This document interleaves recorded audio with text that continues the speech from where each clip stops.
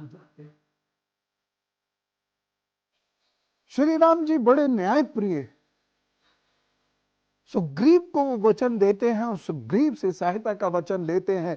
जब सुग्रीव अपने वचन से फिर जाता है तो श्री राम जी उसे धमका भी देते हैं।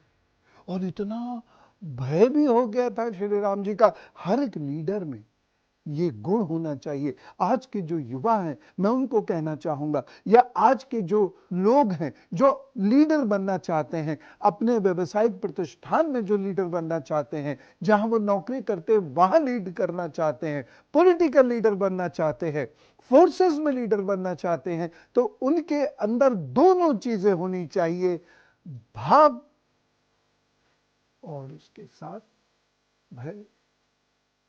गोस्वामी जी लिखते ना, भय बिन होत न प्रीत। और यही कारण था जब अंगद माँ सीता को खोजने के लिए गए तो माँ सीता का पता नहीं ढूंढ पाए, तो बाकी वानरों से क्या कहते हैं, मैं नहीं जाऊंगा श्री राम जी के पास, मुझे डर लग रहा है। क्योंकि एक भय भी था कि मुझे उन्होंने यह दायित्व दिया जिसको मैं पूरा नहीं कर पा रहा हूं, और इसका भय था। अद्भुत लीला है श्री राम।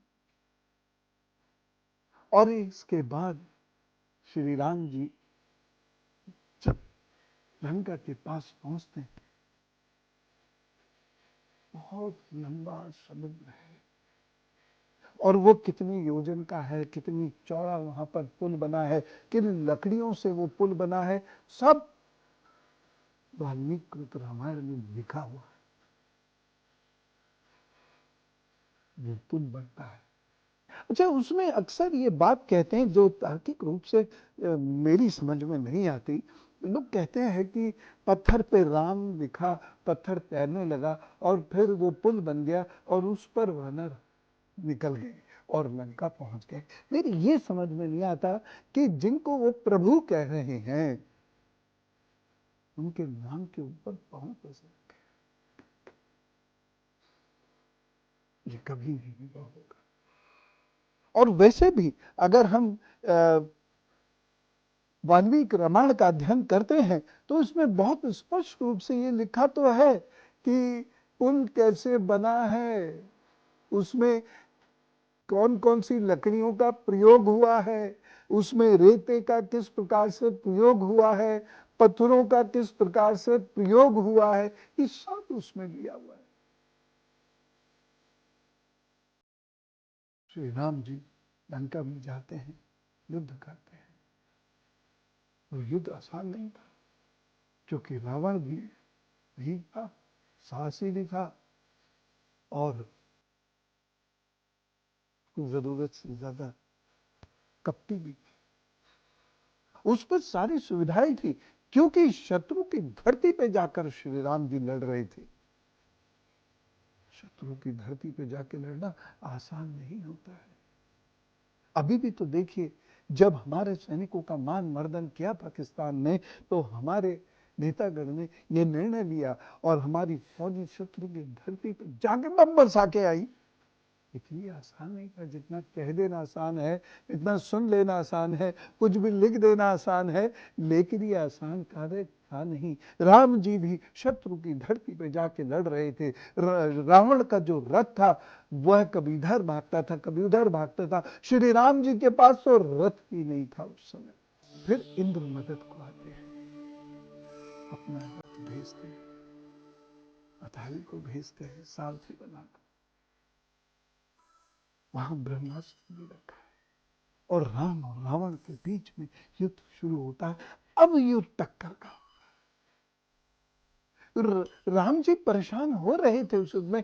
क्यों परेशान हो रहे थे? अपने लिए नहीं कि उनके बाण लग रहे थे, उनसे लहू गिर रहा था, लक्ष्मण जी मूर्छित हो गए थे, लक्ष्मण जी को बाण लग रहे थे और लक्ष्मण जी के शरीर से लहू गिरता चला जाता था। इसलिए नहीं, बल्कि इसलिए हो रहे थे कि जिन लोगों को मैं लेकर आया हूं, यानी वानर,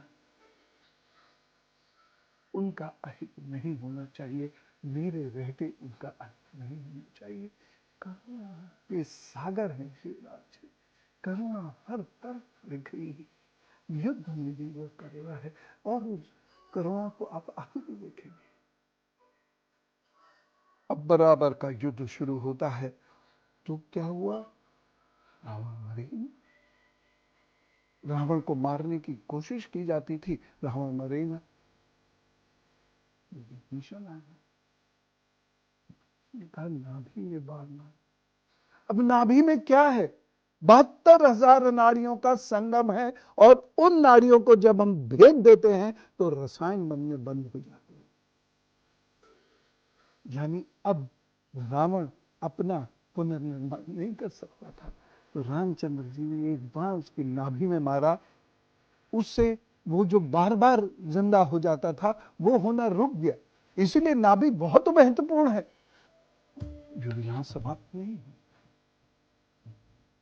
श्री रामचंद्र जी ने विजया नामक मां दुर्गा की स्वरूप की पूजा की, इसीलिए विजयदशमी उसको कहते हैं।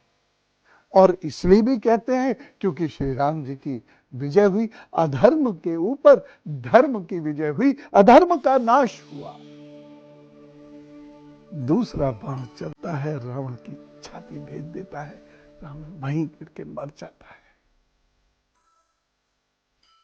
बोलना पड़ेगा श्री रामचंद्र जी की जय।